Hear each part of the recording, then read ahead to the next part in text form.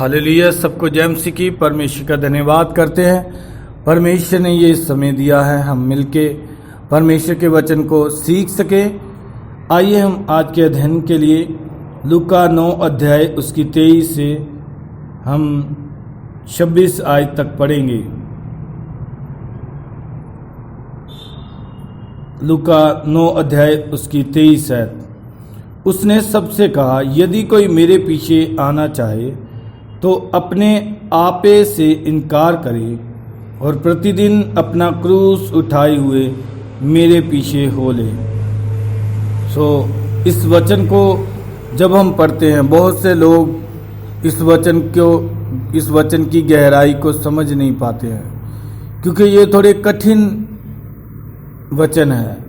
लेकिन मेरे अजीज भाइयों बहनों, मैं आपको बताना चाहता हूँ, हम इन वचनों में से एक भी वचन को काट नहीं सकते कभी भी। इसीलिए हमें यह हमेशा स्मरण करना है कि परमेश्वर ने हमें यह मौका दिया है आज वचन सीखने का। उसका कारण है ताकि हम अच्छी रीति से सिद्ध होकर, तैयार होकर हम परमेश्वर के भवन में जा सकें और कहीं हमारे अंदर कोई बज या जुरी या कोई दाग हमारे जीवन में ना रह जाए। इसलिए परमेश्वर की ये योजना है, ये जो आज हम प्रभु के वचन से पढ़ रहे हैं। लिखा, उसने सबसे कहा, किसी एक पर्सन से नहीं, जो उसके पीछे चल रहे थे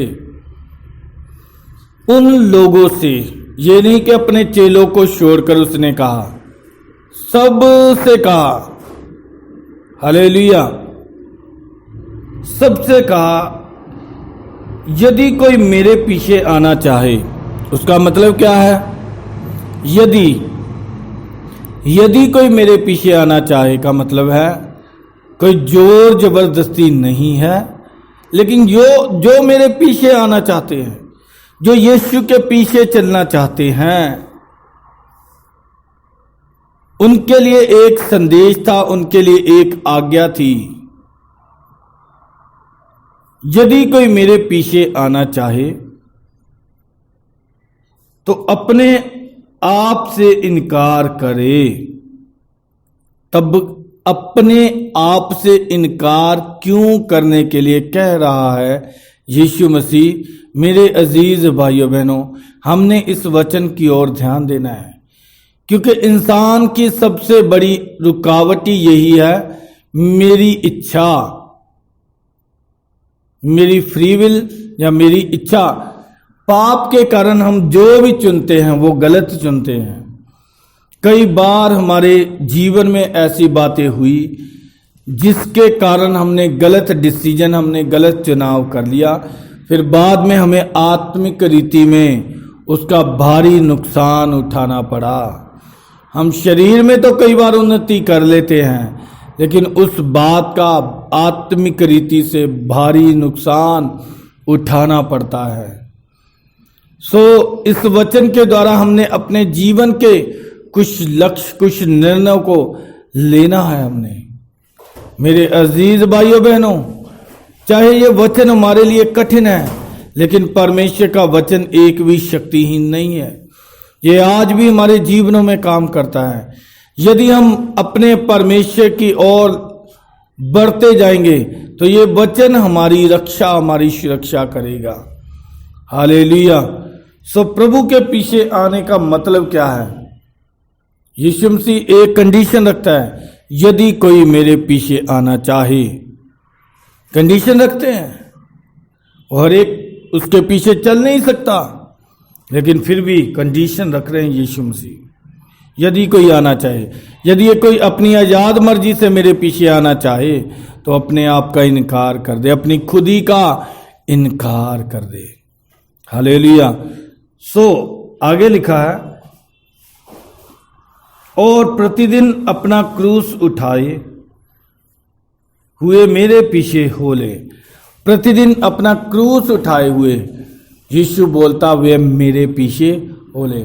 सबसे पहले अपने आप का इनकार करना। नंबर 2 है कि प्रतिदिन अपने क्रूस को उठाए हुए यीशु के पीछे चलना है। उसका मतलब गहरा है। हमने उस मतलब की गहराई को समझना है। पहले तो यीशु मसीह बोलता है कि अपने आप का इनकार करना है। नंबर 2 पर यही बोलता है कि अपनी क्रूस को भी उठाना पड़ेगा। हम कई बार क्या कर लेते हैं, हम बोलते हैं अधूरा वचन करेंगे, हम अधूरा करेंगे। लेकिन मेरे अजीज भाइयों बहनों, अगर हम पूरा वचन नहीं मानते तो आशीष भी हमें पूरी मिलेगी नहीं। लिखा है उधर, यदि कोई मेरे पीछे आना चाहे तो इधर यदि लिखने का कारण क्या है? यदि कोई वापस भी जाना चाहता है तो चला जाए। लेकिन मेरे अजीज भाइयों बहनों, हम जैसे रोमियो 10:35 में लिखा है, प्रभु के वचन में लिखा हुआ है, हम उनमें से नहीं हैं जो अपने प्राणों को नाश कर लेते हैं, लेकिन हम उनमें से हैं जो आगे बढ़कर हम अपने प्राणों को बचा लेते हैं। सो मेरे भाइयों बहनों, हम प्रभु का वचन ये सीख रहे हैं।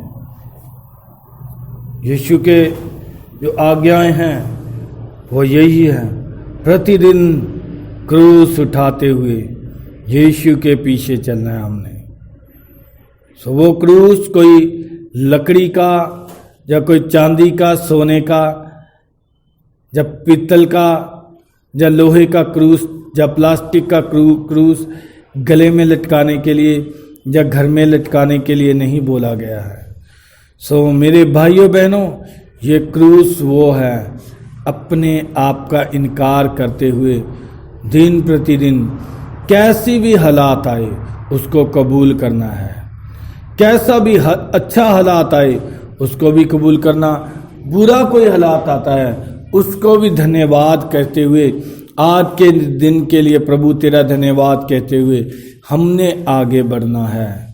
कितने लोग हैं जब किसी के जीवन में थोड़ी सी निराशा, थोड़ी सी हताशा, थोड़ा सा दुख का समय आता है तो वो टूट जाते हैं और गलत फैसले, गलत निर्णय ले लेते हैं। लेकिन मेरे भाइयों बहनों, प्रभु का वचन क्या है? हमने टूटना नहीं है, बल्कि ऐसी कठिनाइयों को सहते हुए हमने आत्मा में आगे बढ़ना है। हालेलुया। सो दुनिया का कोई भी ग्रंथ ऐसा प्रचार नहीं करता जो प्रचार बाइबल हमें बताती है, जो वचन बाइबल हमें बताती है। सो मेरे तमाम भाइयों बहनों, अपने आप का इनकार करते हुए, अपनी क्रूस को उठाते हुए हमें आज यीशु के आगे ये प्रण करके चलने की जरूरत है कि मैं हूं ही क्या, आई एम नथिंग, मैं कुछ नहीं हूं। यीशु तू ही मुझ में सब कुछ करने की सामर्थ, शक्ति रखता है। हालेलुया। सो ऐसी बातें कहते हुए हमने आगे बढ़ना है। जब हम 24 आयत पढ़ते हैं, लिखा है, क्योंकि जो कोई अपना प्राण बचाना चाहेगा वह उसे खोएगा, वही उस खोएगा, परंतु जो कोई मेरे लिए अपना प्राण खोएगा वही उसे बचाएगा। फिर से पढ़ देता हूँ 24 आयत, क्योंकि जो कोई अपना प्राण बचाना चाहेगा वह उसे खोएगा, परंतु जो कोई मेरे लिए अपना प्राण खोएगा वही उसे बचाएगा। सो यीशु मसीह के पीछे चलने के लिए अगर हमें प्राण का भी देना पड़े तब भी वो कम कीमत है, क्योंकि हमारे लिए सर्वशक्तिमान परमेश्वर पहले से ही मर चुका हुआ है। इसलिए हमने ध्यान से इन वचनों को पढ़ना है। लिखा हुआ है, परंतु जो कोई मेरे लिए अपना प्राण खोएगा वही उसे बचाएगा। सो लिखा है, यदि मनुष्य सारे जगत को प्राप्त करे और अपने प्राण को खो दे या उसकी हानि उठाए तो उसे क्या लाभ होगा। हालेलुया। यदि हम पूरी दुनिया को कमा लेते लेकिन अपनी जान का ही नुकसान कर लेते हैं, उसका मतलब हम सबसे बड़े नुकसान उठाए हुए बंदे हैं। हम सबसे बड़ा, दुनिया का सबसे बड़ा नुकसान, जगत को तो कमा लिया लेकिन जान का नुकसान कर लिया, आत्मा का नुकसान कर लिया। सो मेरे अजीज भाइयों बहनों, परमेश्वर हमें क्यों ऐसी परिस्थितियों में से लेके चलना चाहता है, ताकि वो देखे हमारे मन में क्या है। सो मैं एक स्टोरी पढ़ रहा था, उसमें था एक जो तितली होती है, वो तितली जैसे रेशम के एक कीड़ा होता है, उसके खोल में जैसे जो भी है बनती है वो जो तितली जब पैदा हो रही थी तो उधर एक व्यक्ति आया तो उसने देखा कि जो तितली जो है अभी थोड़े दिन की है, लेकिन इसको उस जो खोल होता है उसका, उसमें से अंडा सा जैसा होता है, उसमें से निकलने के लिए उसको कितना यत्न करना पड़ रहा है।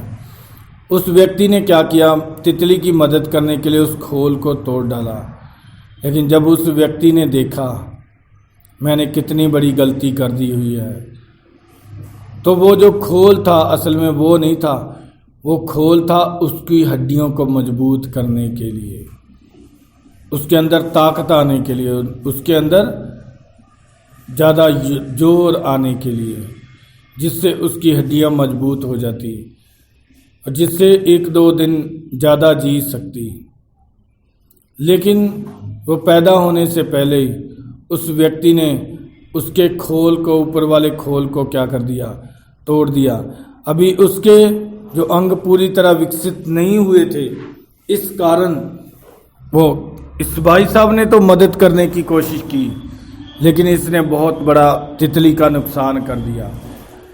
वो तितली उड़ नहीं पाई, वो तितली ज़्यादा दिन तक जी नहीं पाई। सो मेरे अजीज़ भाइयों बहनों, इस घटना से हम क्या सीख सकते हैं? यही कि यदि हमें कई बार दुखों में से निकलना पड़े यीशु के कारण, तो कोई ज़्यादा बड़ी बात नहीं है। लेकिन अगर हम कई बार सोचते हमें ज़्यादा दुख ना मिले, हमें कष्ट ना उठाना पड़े, हमें दुख ना उठाना पड़े, तब हम ज़्यादा आराम ढूंढने लग जाते हैं, तब हम ऐसी गलती कर जाते हैं अपने जीवन में। कई बार जिधर से परमेश्वर हमें बनाना चाहता है उधर के अंग को ही हम भूल जाते हैं। परमेश्वर हमारे अंगों को, हमारे शरीर को बनाना चाहता है, तो इस शरीर को कई बार शैतान क्यों जकड़ लेता है? क्योंकि हम परमेश्वर की इच्छा को नहीं समझ पाते हैं। परमेश्वर हमें बनाना चाहता है, ऐसे दुखों में से निकालते हुए, ऐसे घटनाओं में से निकालते हुए परमेश्वर हमें बनाना चाहता है। क्योंकि प्रभु के वचन में लिखा है, वो जब भी किसी को दुख देता है, ताड़ना करता है किसी की, तो वो खुशी से नहीं करता। स्वर्गीय पिता परमेश्वर भी दुख होता है, लेकिन यदि हमने दुख ही ना उठाया तो हम कभी भी पूरे बन नहीं सकते हैं। सो आइए इन वचनों के लिए हम प्रभु का धन्यवाद करते हैं। आइए प्रार्थना करते हैं। प्यारे स्वर्गीय पिता परमेश्वर, हम तेरी तारीफ, तेरी महिमा, तेरा धन्यवाद करते हैं। हमारी जिंदा जलाली सामर्थी बाप परमेश्वर, तू महान है और अनुग्रहकारी परमेश्वर पिता। तू विलंबर से क्रोध करता है मेरे खुदावन, तेरी दया सबके ऊपर है। हाँ पिता परमेश्वर, तू चाहता है कहीं हम अधूरे ना रह जाएं, हम हर एक सुख दुख में प्रभु तेरा धन्यवाद कर सके, हम हर एक सुख दुख में तुझे महिमा दे सके, हम हर एक सुख दुख में तुझे आदर दे सके। प्रभु आप इस योग्य बनाए मेरे परमेश्वर। और विनती करते हैं प्रभु तमाम उन लोगों के लिए जो इन दिनों में, और प्रभु जी कोरोना वायरस के कारण तरह तरह के सताव में से गुजर रहे हैं, प्रभु आप इनके लिए ये दुख का समा प्रभु सुख में बदलने वाले परमेश्वर पिता, हम तेरे आगे विनती करते हैं मेरे खुदा, तेरी बेटी बेटों के ऊपर तेरी दया चाहते हैं प्रभु। होने दे अपने नाम की महिमा को प्रभु एक एक के जीवन में, प्रभु एक एक के जीवन में आशीष आने पाए। एक एक के जीवन में प्रभु तेरी बड़ी करुणा चाहते प्रभु जी। तूने वायदा किया है, ना मैं तुझे छोड़ूंगा, ना मैं तुझे त्यागूंगा। परमेश्वर, हम तेरा धन्यवाद करते हैं प्रभु जी। तू सच में महान और अनुग्रहकारी परमेश्वर है पिताजी। हम आगे भी प्रभु जी तेरे लोगों के लिए विनती करते रहें प्रभु, इस योग्य हमें बना प्रभु। तेरे लोग तेरी आत्मा में आगे बढ़ते हुए तेरे तुझसे आशीष पाने पाए प्रभु। आप एक एक की सहायता कर प्रभु। जितने इस फोन के माध्यम के द्वारा, जितने इस चैनल के माध्यम के द्वारा तेरे वचन को सुना है और जितनों ने तेरी प्रार्थना को सुन रहे प्रभु, एक एक के ऊपर अपना बड़ा हाथ बढ़ा और चंगाई शिफा आराम दे पिता। सबसे प्रभु, सबके लिए प्रभु तेरे आगे विनती करते हैं, आप ही संभाले प्रभु, आप ही चलाए। इस लॉकडाउन में प्रभु जी आपकी क्या इच्छा मर्जी राय हैं प्रकट करें पिताजी।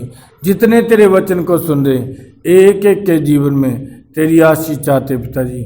सबके ऊपर करुणा कीजिए, सबके ऊपर दया कीजिए पिताजी। सारा आदर, इज्जत, जलाल, महिमा तुझी को देते प्रेमी बाप। दुआ को प्रभु यीशु मसीह के नाम से मांगते हैं, आमीन आमीन।